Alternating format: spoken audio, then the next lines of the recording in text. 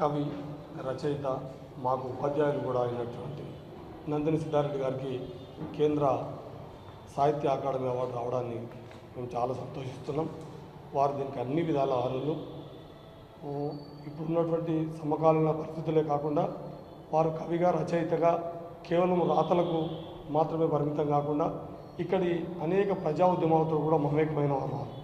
ఇక్కడ సిద్దిపేట నేల మీద సిద్దిపేట ప్రాంతంలో జరిగినటువంటి వివిధ రైతాంగ ఉద్యమాలతో కానీ, ప్రజా ఉద్యమాలతో కానీ, ప్రజల్ని చైతన్యం చేసే వివిధ రకాల అన్ని రకాల ప్రజా ఉద్యమాలలో ఒక ప్రజాస్వామికవాదిగా వారు మాతో మమేకమై పనిచేసిన వారు.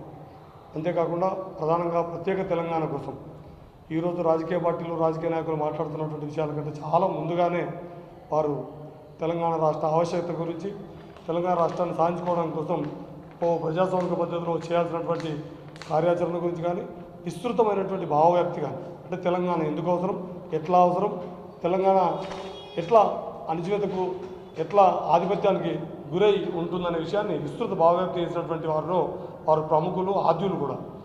అట్లాంటి వారికి ఇవాళ కేంద్ర సాహిత్య అకాడమీ రావడాన్ని మేము చాలా సంతోషిస్తూ, ఈ నెల 18వ తేదీన విపంచ్లో వారికి ఇస్తున్నటువంటి సాహిత్య మిత్రులు, ప్రజా సంఘాలు చేస్తున్నటువంటి కార్యక్రమంలో మేము పూర్వ విద్యార్థిగా, వారి విద్యార్థిగా, ఒక ప్రజా సంఘాల నాయకుడిగా, సోషల్ డెమోక్రటిక్ యాక్టివిస్ట్గా పాల్గొంటున్నాం.